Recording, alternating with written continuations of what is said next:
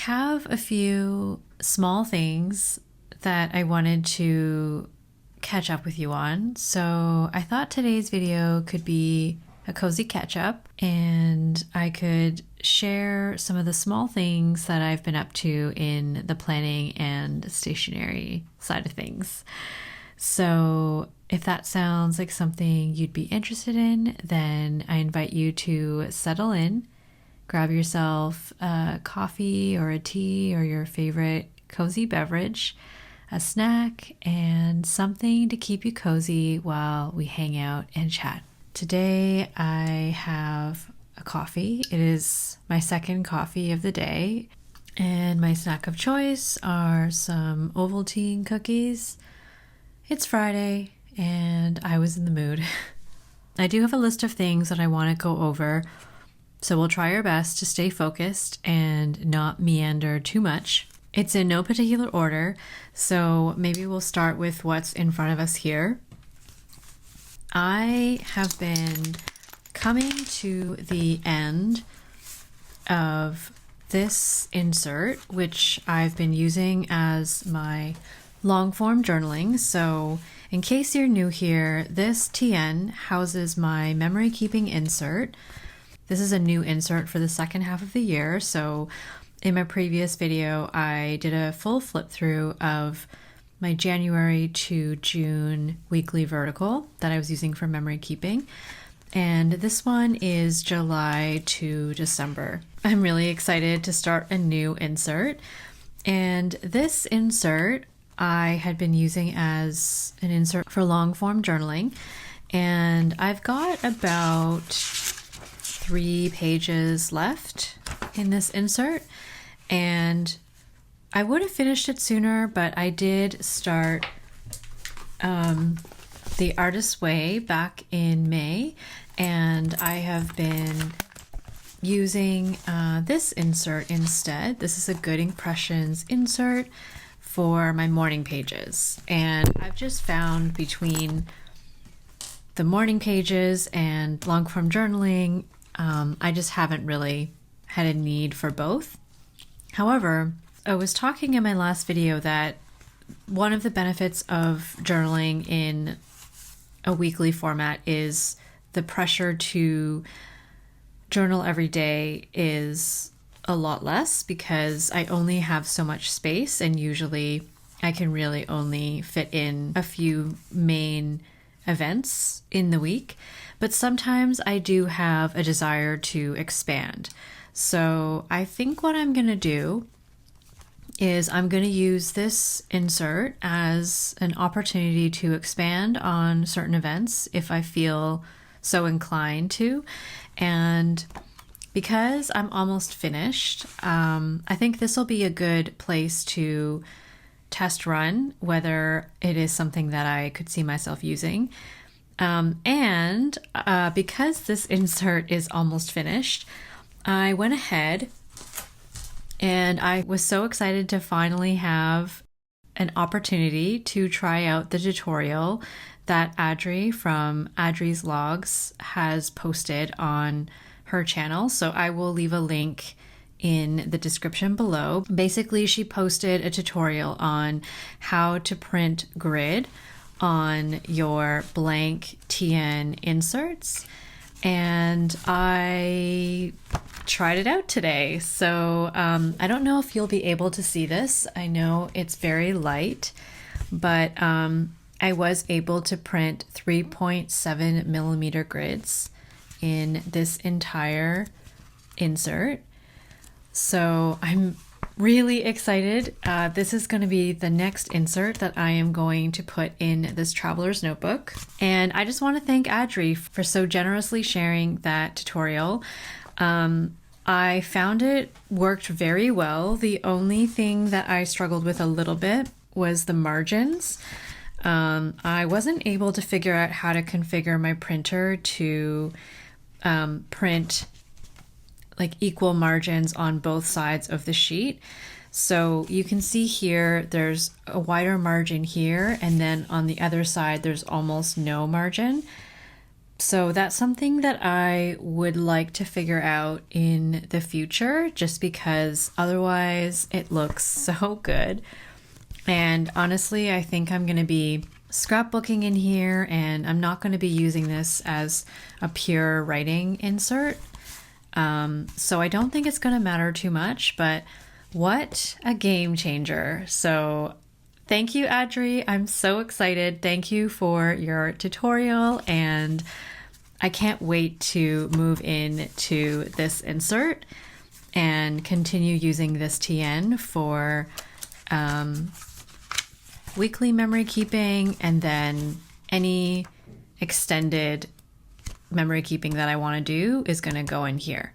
And I also wanted to shout out Ale from Alejandra's archives. I will leave a link to the creator in the description.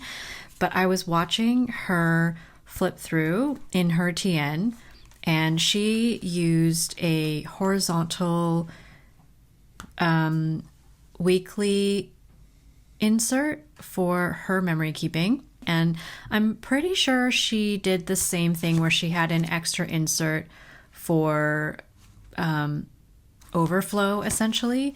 If you haven't already seen her flip through, I highly recommend it. Her TN is so beautiful. She has really figured out how to use the TNs in a way that suits her style of journaling.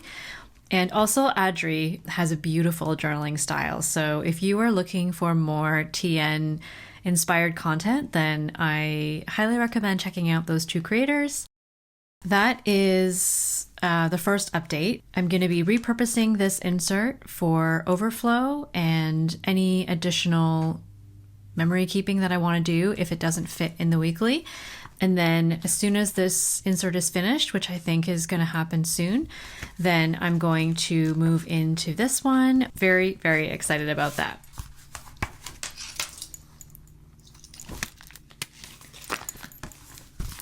The second thing I wanted to go over is a very quick update on my One Book July experiment. So first I wanted to thank Jennifer from Joy of Stationery for giving a little more context behind the origin of One Book July. And then I want to go ahead and thank the original creators from One Book July. So I knew this challenge had been around for a while, but I didn't know as much about the origin of it. So my understanding is that it was originally started by 3 creators, Carrie Harling, Romanese Realm, and Miss Vicky B. And it was really intended to be, I think, one book, one pen, one book and one pen. There might have been more to it, but essentially the idea was to simplify our systems and see what we could learn. I think it's a really wonderful experiment, and I just wanted to give credit to the original creators. So thank you for that. So my experiment, I guess you could argue, is I'm already breaking all the rules because I'm technically using 2 books, but I consider this kind of like one system, and these 2 books have always sort of worked together for me. So I'm going to keep it.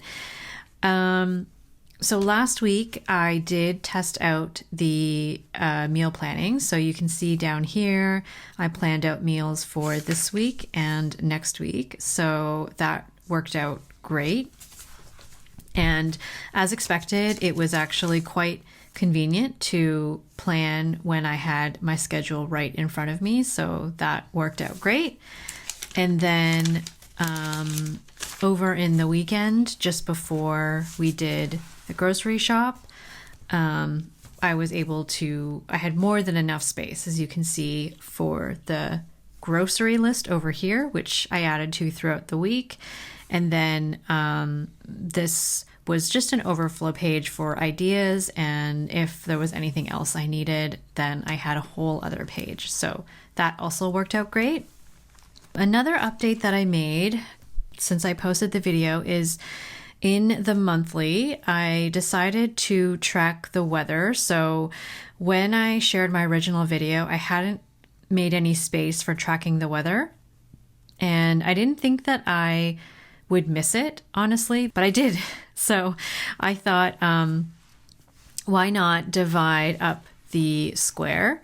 And my plan had been to use the calendar as like a social tracker. So any kind of social event that I attend, then I would use the squares for that.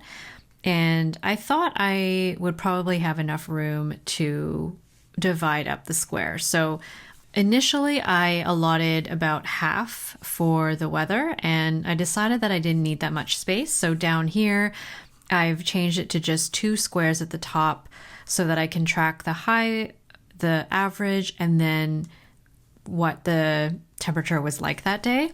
So, and then in the bottom, I have some space to add any kind of social event that I want to track. And then I also added over here, it's really small, but this is medication that I'm taking. And so there are a few medications I'm taking that are on a pretty strict schedule. And so I needed a place to track it just to make sure that I remembered to take my medication. And so this is another place that I was able to do it because I didn't have any more space to do that in the weekly tracker. So that is one of the changes. The other change that I made is I started using some of my daily pages space to add any additional comments or feelings.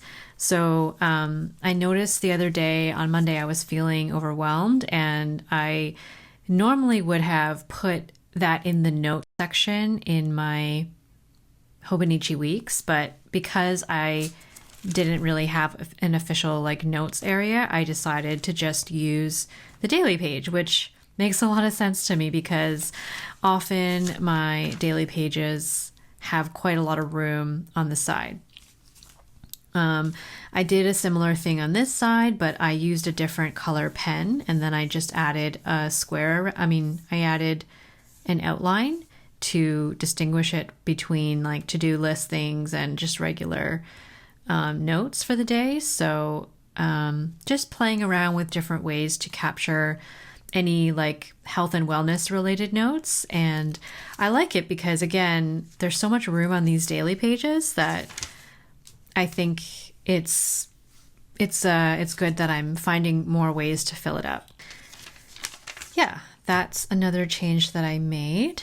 And then in the back, I found another use for the favorites page. So I don't know why this didn't occur to me before, but I got really excited once I realized. So earlier this past week, my partner and I went out for dinner, and I realized that I didn't have a place to log it because I forgot to set up a date log in my health and wellness. I don't know how I forgot to do that, but I did. So when I was flipping through the back pages, I realized there are actually quite a generous amount of these favorites squares. I think in the Hobonichi weeks, there's not as many, but here there are 1, 2, 3, 4, 5, 6, 7, 8, 9, 10, 10, 20, 30. There's 40. So what I decided to do here was I decided to combine dates with friends and also dates with my partner. And I don't think this is an exhaustive list because I haven't been very consistent about tracking them. But that gives me, of course, it's always nice to think that you would go on 40 plus dates with friends and family in a year. So maybe this won't be enough. But honestly, I think I'd rather just fill this all up. And then if I need to add to it, then I could figure out a supplementary way to continue tracking them. But this is perfect. I feel like this is perfect because most of the things that I listed here are meals, and there are a few icons at the top. I was really happy to have found another use for the pages in the back because I often feel like I don't use them. And one of the things that I'm already liking about One Book July is that it's forcing me to get more creative about using these pages in the back, because there is a limit to what I can fit in the blank note pages here. And I've pretty much used up every note page that I can. So I've already dedicated it to a few different things. So I'm still open to ideas for how I can use this timetable.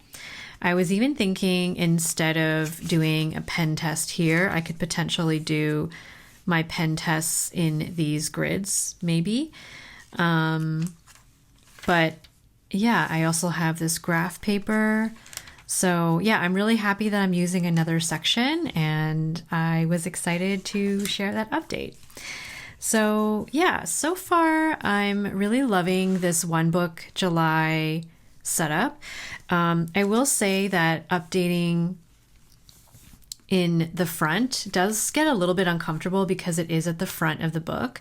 And so writing on this is not very, it's a little uneven. This is already quite chunky, so it's a little bit harder to like write on this surface. But I think if I were to use a pencil board, I'm realizing this as I'm saying this now, I think that would probably alleviate a lot of the like unsteadiness over here. So I think that's an easy fix. But overall, I'm loving this, and I'm getting a little worried now because I'm wondering how I'm going to feel at the end of the month and whether I'm going to go back to my weeks or not. I think it'll be really interesting to see where my head is at in a few more weeks. So that's my One Book July update. Okay, so my next update has to do with inks and a very special pen that I recently added to my collection. I mentioned in my last video, in my Traveler's Notebook memory keeping flip through, that I recently hit a milestone where I found out that I passed my competency exam and my hours were accepted, so I was able to drop my qualifying status, and that I'm now a fully registered psychotherapist, which has been this career pivot, career goal that I've been working towards since 2021. So I wanted to get myself a pen to celebrate, and this particular pen had already been on my wish list for over a year, but I didn't think that I was going to be able to get it because I had only been able to find it either on eBay for a really high price, and it was always sold out on the website. So it recently came back in stock, and long story short, thanks to Kenshin Crafts and Good Pen Life on Instagram, because the pen went live at 4 a.m. my time, and I was so paranoid that I wasn't going to be able to wake up and I was going to miss out on this pen. I was able to get Good Pen Life to get the pen for me. And in an interesting twist of events, the pen ended up being cheaper through Good Pen Life, maybe through the exchange, than it would have been if I had bought the pen directly from the online retailer. So the pen is this absolutely gorgeous Hachimanjia Kubo Sakura pen. I don't think it's officially called a Sailor Pro Gear, but I believe it is a Sailor Pro Gear body. It has an 18 karat nib. So I believe the Sailor Pro Gears have a 21 karat, and then the Sailor Pro Gear Slims are 14. So this is somewhere in between. I got it in a fine nib, and I've wanted this pen for so long. I didn't actually think I was going to have an opportunity to get it. And now that I do, I just feel so happy. And yeah, so I wanted to share that with you. And when it comes to inking the pen, before this pen was available for purchase again, I must have watched every single video that is currently on YouTube with this pen. And I have seen quite a few creators, I believe Time with Tata and Couture Pens, both used strawberry chocolate, which is a Nagasawa Kobe ink, for this pen. And it honestly looked like such a perfect match, but the ink is so expensive. And I realized that I do already have a lot of ink. And as part of the writing desk that I recently got from Facebook Marketplace, where I've been trying to set it up like my own stationery store so that I can see all of the things that I have and encourage myself to savor what I already have and use what I have, I decided that I would like to try mixing an ink that resembles strawberry chocolate, even though I have never actually used strawberry chocolate. I don't have a sample, so I can only go by what I see online. And I decided that I wanted to try mixing a pink ink using my Pilot Iroshizuku inks, because Pilot Iroshizuku inks are my favorite inks to write with. I find their inks are very well behaved, unless you're talking about the Hobonichi paper from 2024. But the colors tend to be quite vibrant. And so I pulled some of the inks that I am not using as frequently. So I have 2 pink inks here. This one is Hana Ikata and this one is Kosumosu.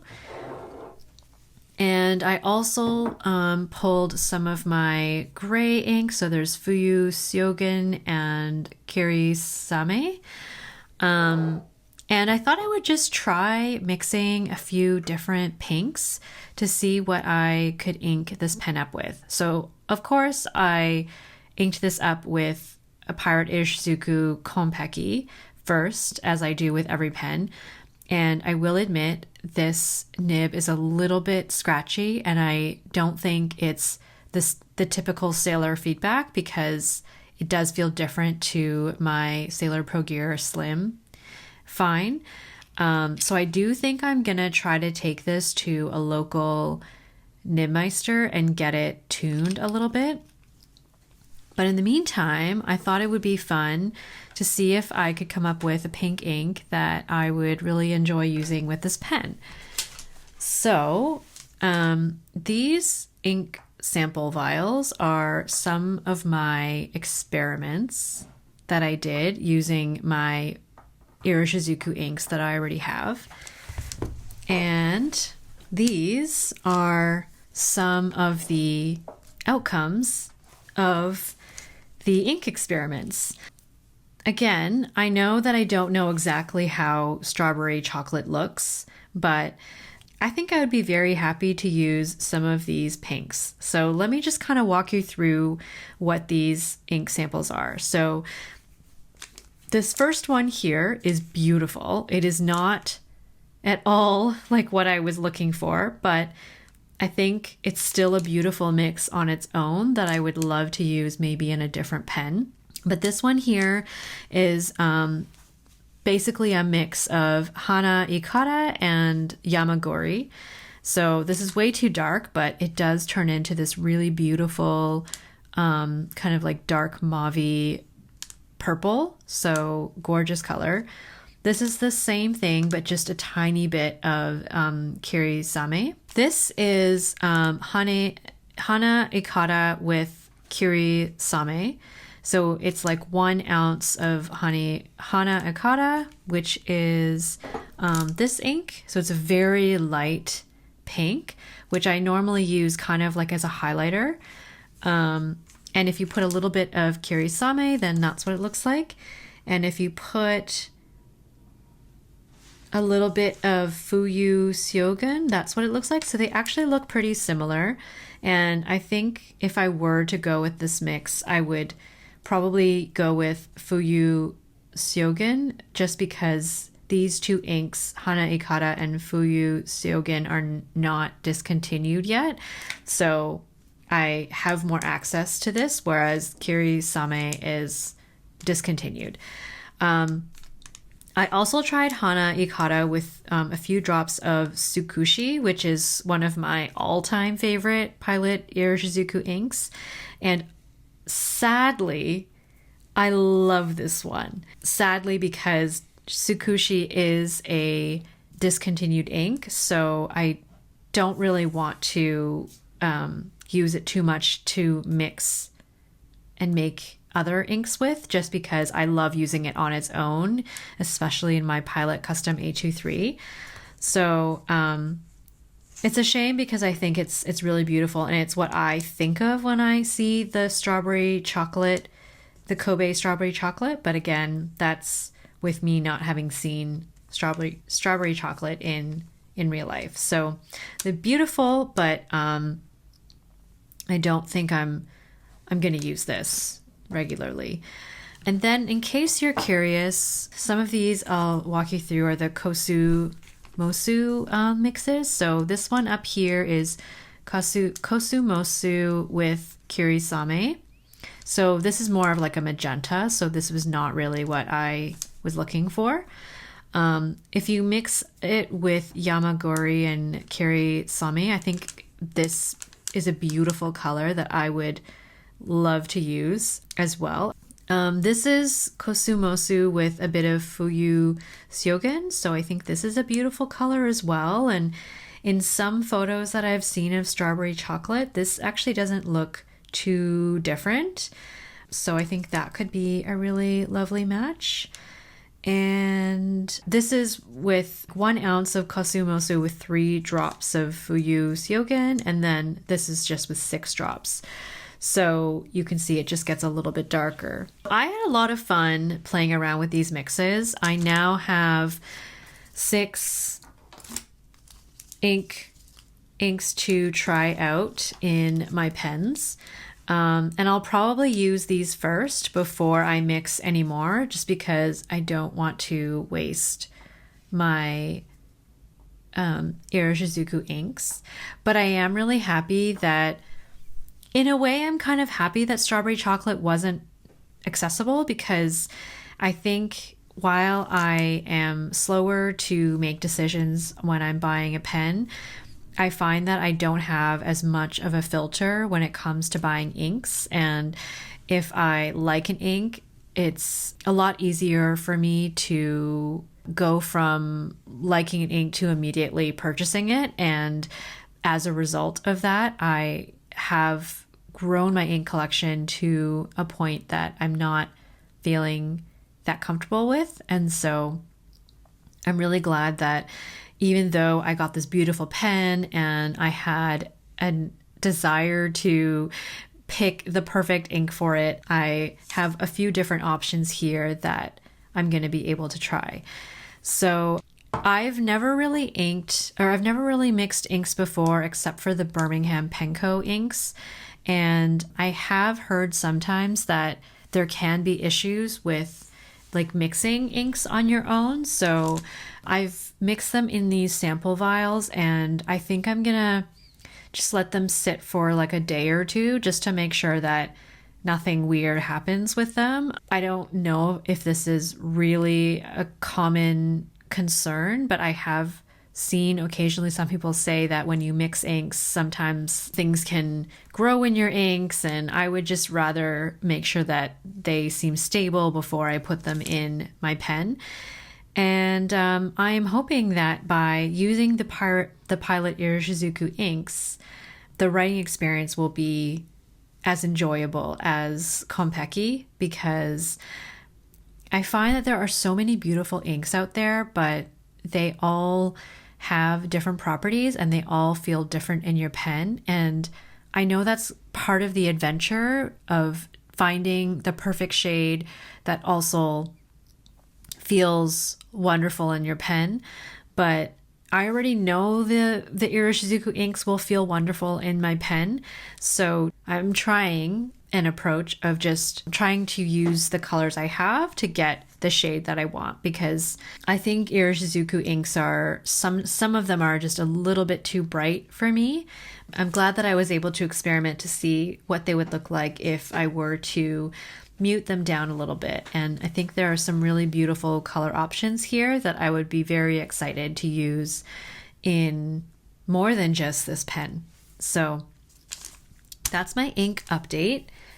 I wanted to have a quick, I guess, little chat about the Artist's Way, because this is something that Leanne and I have been going through together along with our Patreon community, and we've just been having the best time interacting with our community and hearing their feedback and kind of just going on this journey together. But something that has really stood out to me is this desire to reevaluate your situation and basically like declutter your life. So whether that's physical declutter or an emotional declutter. And that has really extended to how I feel about my stationery in general. I know that I made a video about a year ago where I talked about managing hobbies with ADHD, and I made that video hopefully to help others, but also to serve as like a reminder for myself, because I am someone who tends to dive into hobbies and I will accumulate things really quickly if I get really passionate about that hobby.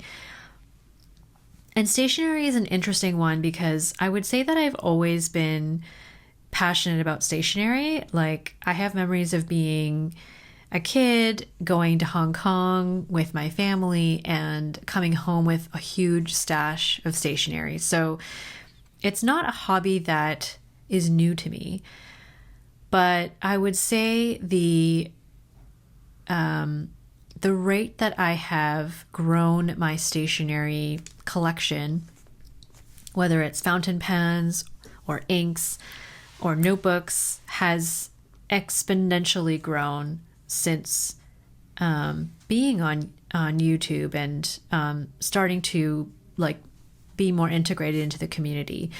And on the one hand, I really love it because it does bring me joy to be surrounded by my things, and I love talking about these things. I love sharing these things. I just love engaging with all of it. But on the other hand, I also feel like I'm at a stage where I really have enough. I have more than I need, and I would like to be more mindful about my consumption of it. And I know that's a big topic in the community, and I suppose this is just my reflections and the convergence of the fact that it's kind of a big topic right now, but also it has been coming up frequently while I've been completing the Artist's Way. So I've been trying to spend more of my time decluttering, but also being very intentional about the ways that I can enjoy what I have, and different ways that I can use and enjoy what I have so that I can hopefully quell that desire to continue adding to it, if that makes sense. So the writing desk that I bought has actually been so wonderful because it is a constrained space, and I do have a desire to display things, and it's kind of hard to do that if you have a lot of stuff.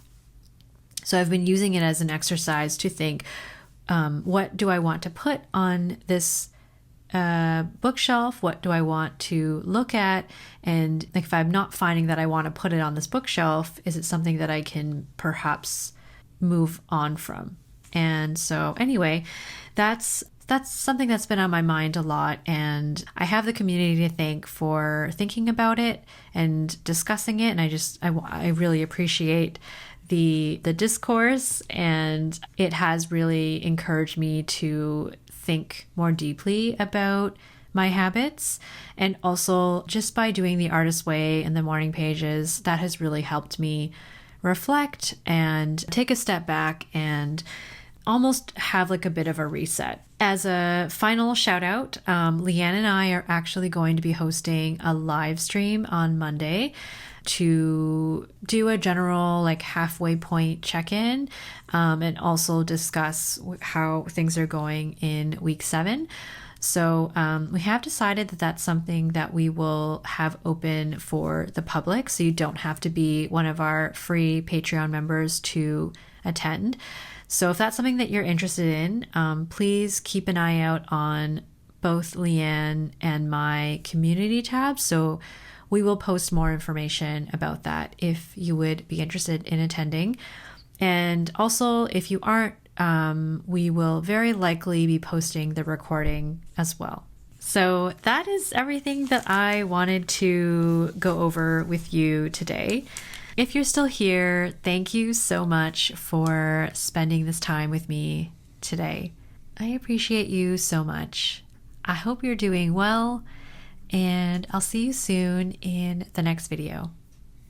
Bye.